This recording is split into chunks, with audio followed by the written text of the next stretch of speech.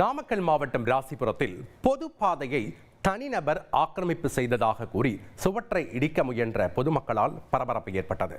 கள விவரங்களை வழங்க இணைகிறார் செய்தியாளர் செல்வகுமார்.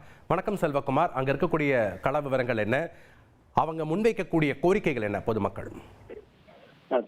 நாமக்கல் மாவட்டம் ராசிபுரம் 11வது வார்டு பகுதியிலிருந்து 300க்கும் மேற்பட்டவர் வசித்து வருகிறார். இந்நிலையில் 11வது வார்டு பகுதியான வெங்கடசாமி பகுதியில் தெருவிலிருந்து மெயின் ரோட்டுக்கு இந்த வழியாக தான் செல்வது.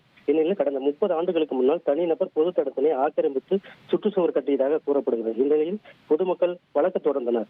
இதனையடுத்து அந்த நிலத்தை அந்த நபர் வேறொரு நபருக்கு 2023ஆம் ஆண்டு விற்பனை செய்துள்ளார்.